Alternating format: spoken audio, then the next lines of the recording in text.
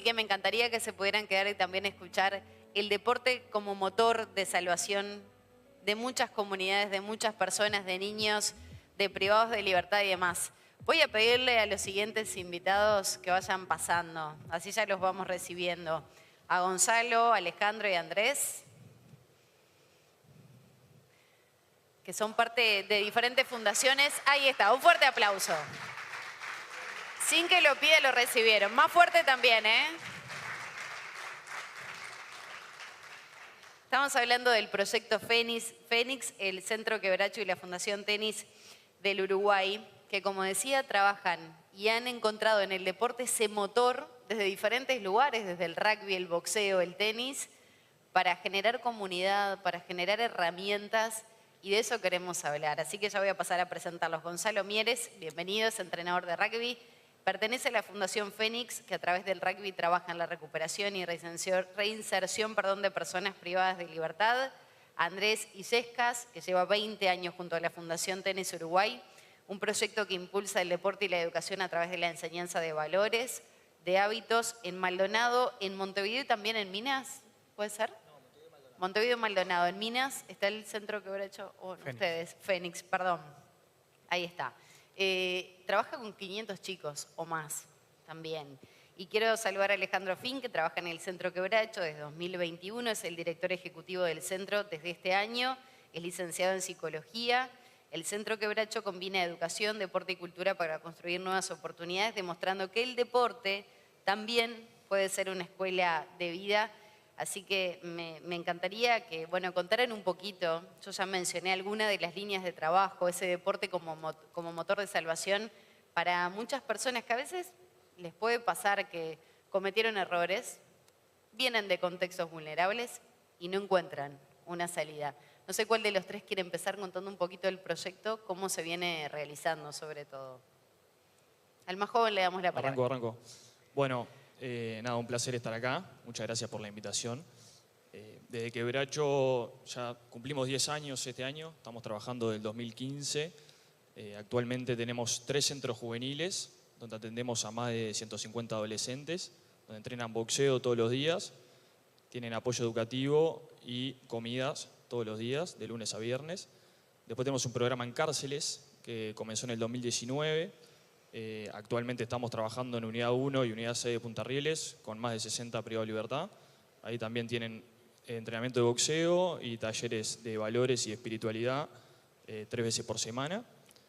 Y bueno, tenemos un proyecto también que se llama Quebracho Impulsa, que lo fundamos en 2023, que es un programa de inserción laboral que un poco conecta todos los programas, donde trabajamos con los egresados para lo que yo le digo cerrar el círculo, ¿no? O sea, todo el trabajo que hacemos nosotros en cada uno de los proyectos desde adentro, con el programa Quebracho Impulsa buscamos conectar ese nexo entre el trabajo que hacemos y el proceso durante tantos años en los distintos proyectos con las empresas privadas que apoyan al proyecto y les dan una salida laboral a los participantes. De esa manera, nosotros fomentamos que todos los que participan de Quebracho, ya en el programa de cárceles y en los centros juveniles, los adolescentes, tengan un proceso de crecimiento y desarrollo dentro de los proyectos y después puedan conseguir empleo, lo cual también indica que puedan transformar su vida en algo más independiente y tener un desarrollo personal donde nosotros sentimos que ahí el trabajo está cumplido. Por lo menos las herramientas Exacto. se dan para cerrar ese círculo. Después dependerá de cada uno si lo toma, si se equivoca, pero vuelve a intentarlo, ¿no? Exactamente. Yo siempre digo que Quebracho es un lugar donde damos oportunidades, donde abrimos puertas y bueno, después depende de cada uno el aprovechamiento de esas oportunidades, pero las oportunidades están. Nosotros nos encargamos de darle las herramientas y acompañarlos en ese proceso para que las tengan. Después cada uno las aprovecha o no, pero estamos en ese rumbo.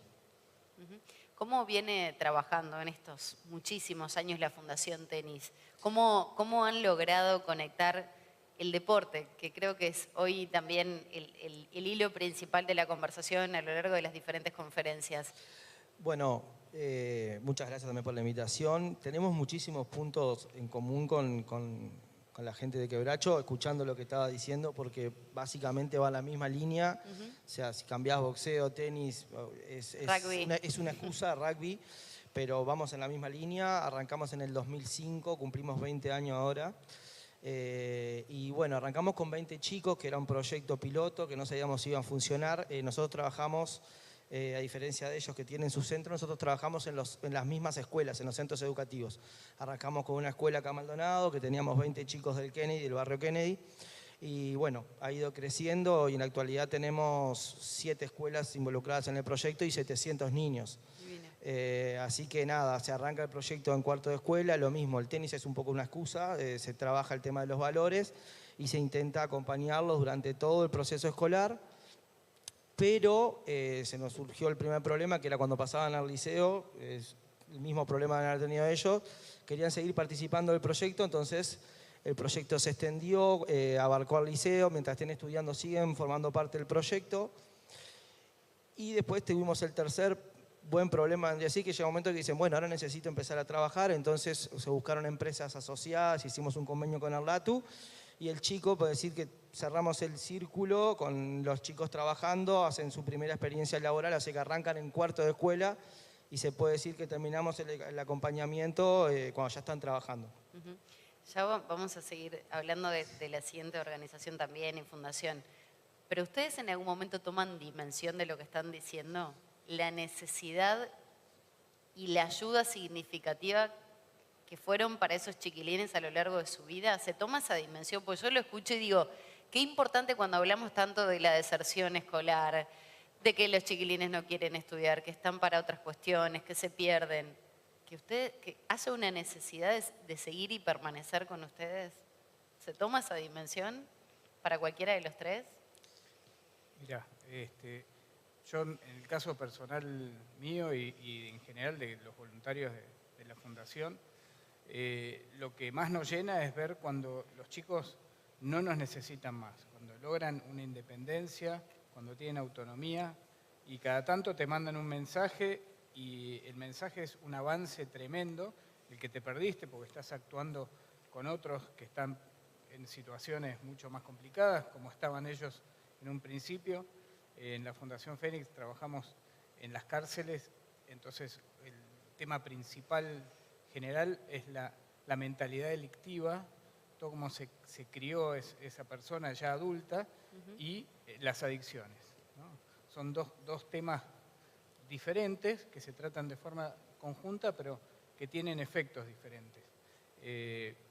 Se puede trabajar toda la transformación de la mentalidad delictiva y seguir teniendo problemas de consumo y de adicciones y seguir en problemas.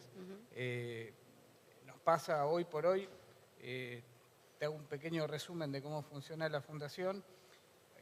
Hace 6 años empezamos acá en Maldonado, en la cárcel de Las Rosas, y el proyecto fue creciendo.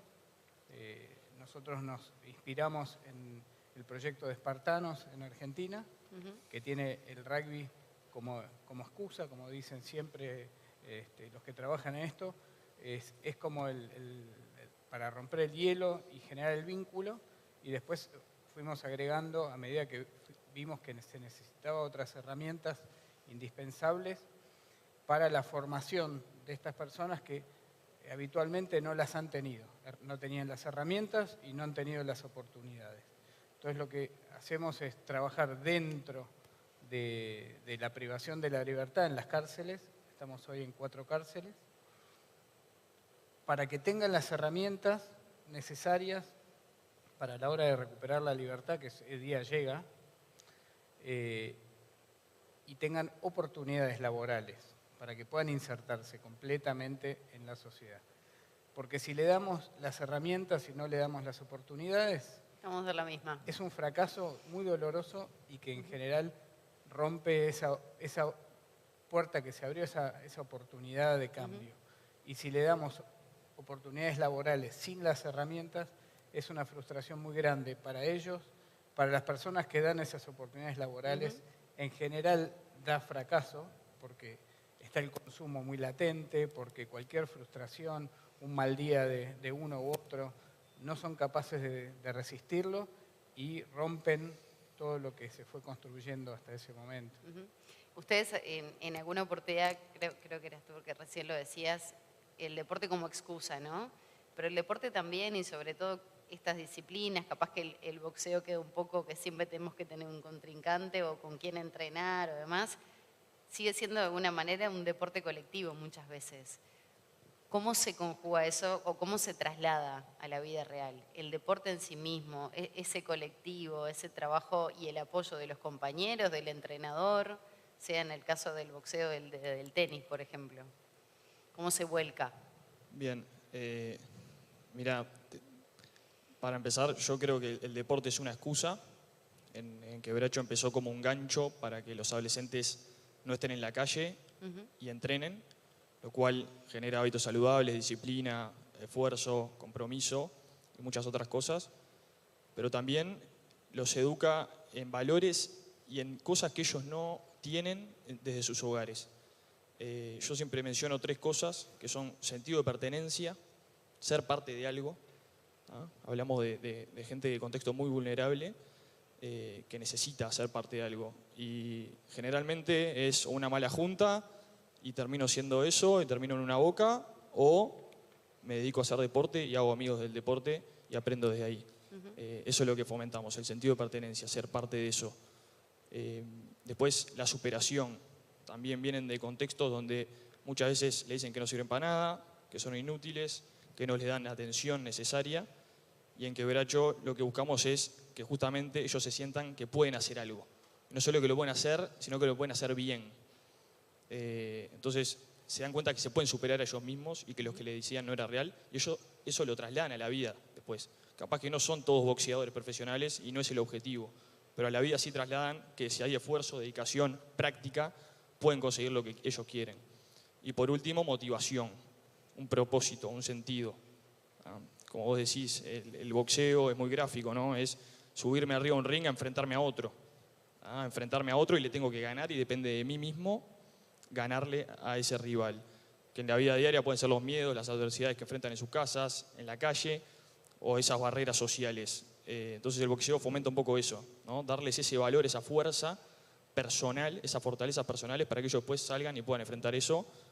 Y creo que el boxeo interpela mucho por ese lado y es bastante gráfico. Entonces esa motivación, ese propósito por querer cumplir una meta y luchar para lograrlo. ¿Notan esa diferencia en una persona y sobre todo hablamos de personas que se están reinsertando en la vida de nuevo después de estar en reclusión, en prisión, contextos desfavorables?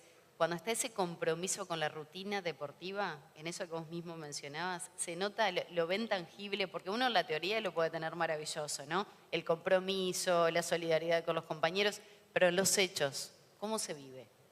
Bueno, nosotros lo vivimos de una forma muy particular en Fénix, porque logramos, después de unos años de trabajo, esfuerzo, convencimiento y resultados, que nos den pabellones propios dentro de la cárcel para que los chicos que ya están en un nivel bueno de convivencia y que ya han dejado el consumo y que tienen nivel de compromiso alto y tienen un objetivo en común como equipo, puedan vivirlo de esa manera, como si fuera en un club, digamos. No es un club la cárcel, claramente, pero viven la convivencia desde otro lado, con reglas en común, con objetivos en común, que es lo que vos decías, tienen un sentido de pertenencia, son Fénix, ellos están para renacer de las cenizas, lo creen, se sienten vistos, se sienten que existen, que tienen posibilidades, y en ese espacio es que empieza a construirse la reinserción. Es decir, yo puedo convivir en un espacio que es como un pasillo así, con 15, 18 personas más, y pasar bien, tener un grupo de compañeros, un grupo de amigos y no estar siempre con miedo, con ira, a la defensiva, escondiendo. Pasan a un espacio de construcción. Y el rugby lo que tiene, que la construcción es colectiva.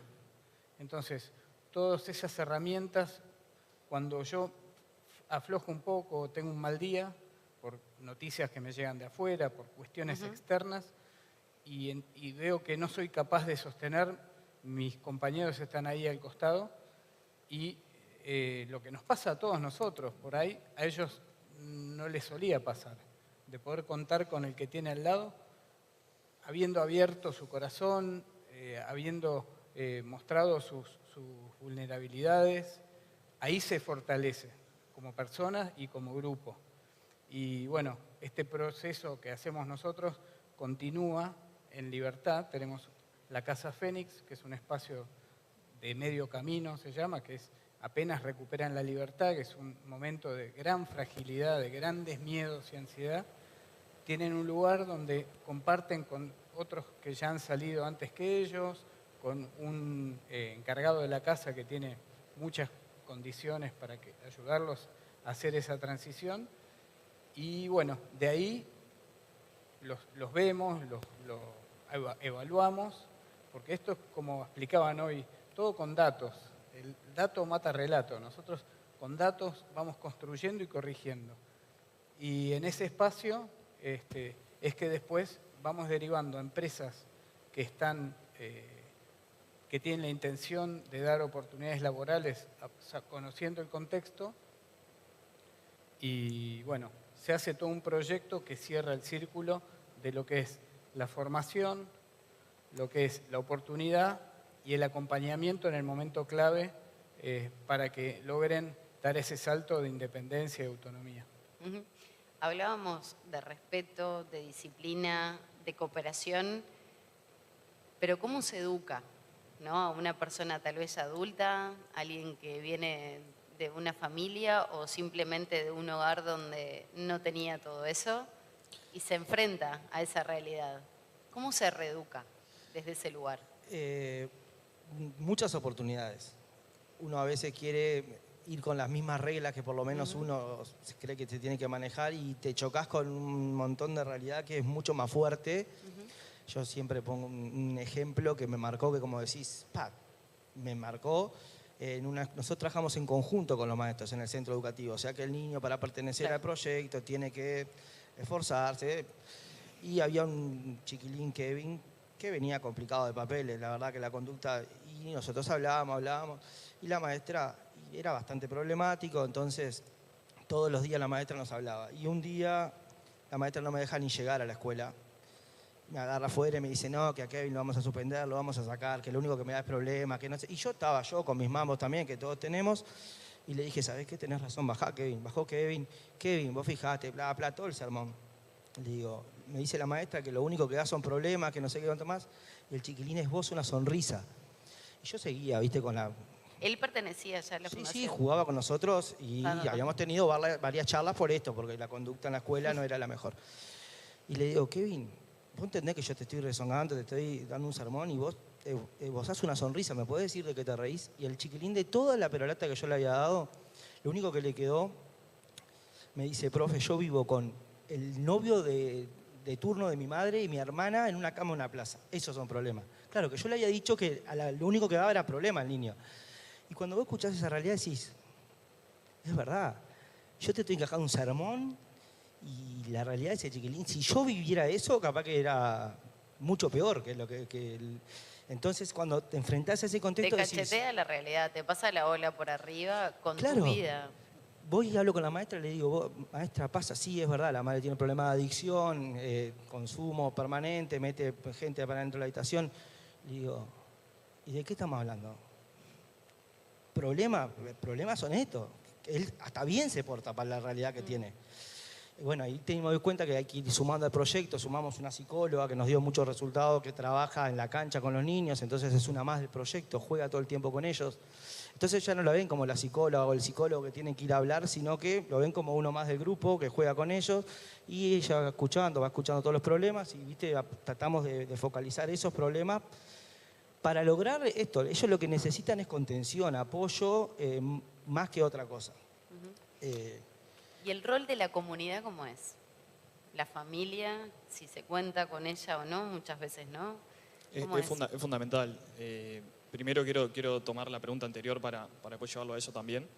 En Quebracho hay un lema que se autoimpuso en las calles del barrio, que se pasaba de boca en boca, que era que Quebracho es familia.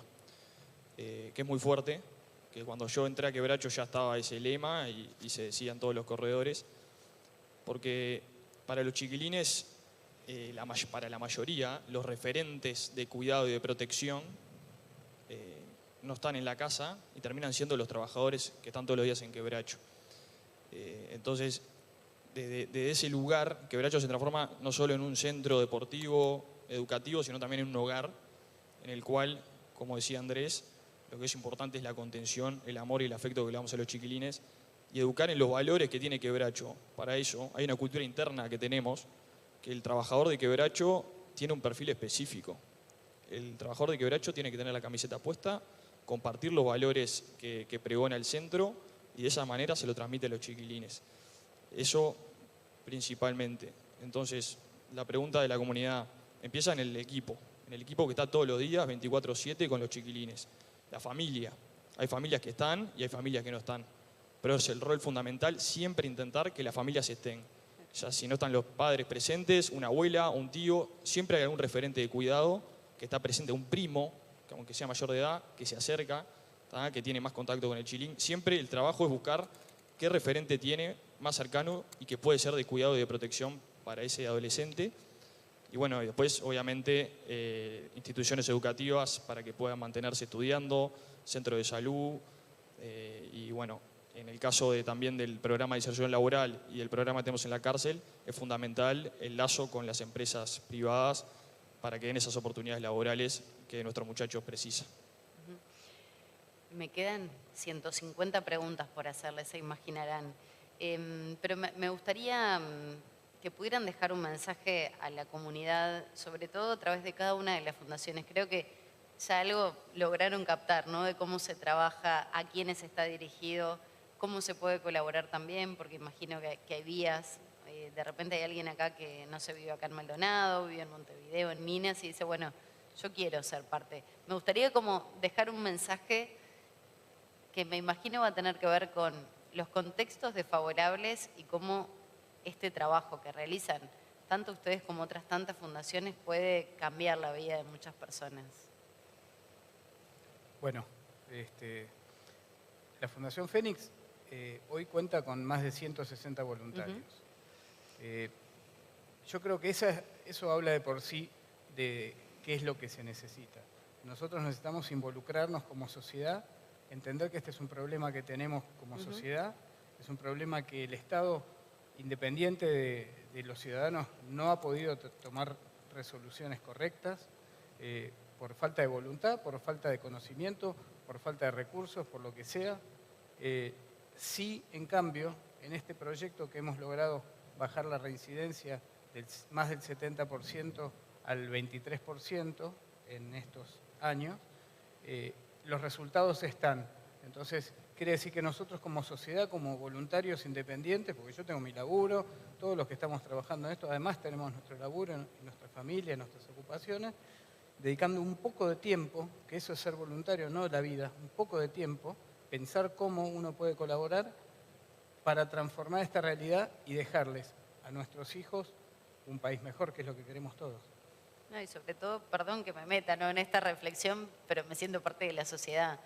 Cuando a veces nos quejamos que nos roban, que matan, ¿cuánto hacemos nosotros para cambiar esa realidad que excede al gobierno de turno, a las fuerzas de seguridad, a la policía, a las escuelas, que también le trasladamos todos muchas veces a los maestros y maestras?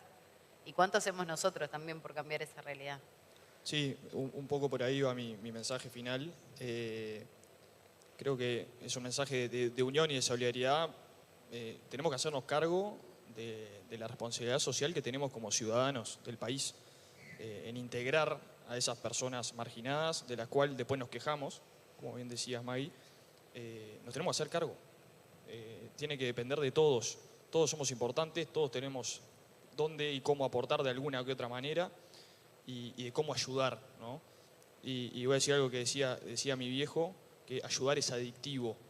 Yo me dedico a ayudar en mi trabajo, ¿no? Es mi trabajo, pero sé que hay mucha gente voluntaria que lo hace porque quiere ver un país mejor, pero porque también recibimos mucho más de lo que damos cuando estamos ayudando a esas personas que más lo necesitan. Así que los invito a ayudar, que es adictivo realmente. en las redes, sitios web, todo lo pueden encontrar por cada una de las organizaciones que ahora vamos a recordarles cuáles son. Nada, eso, que a veces uno no es consciente, pero lo que hace, aunque parezca poco, mucho, marca mucho.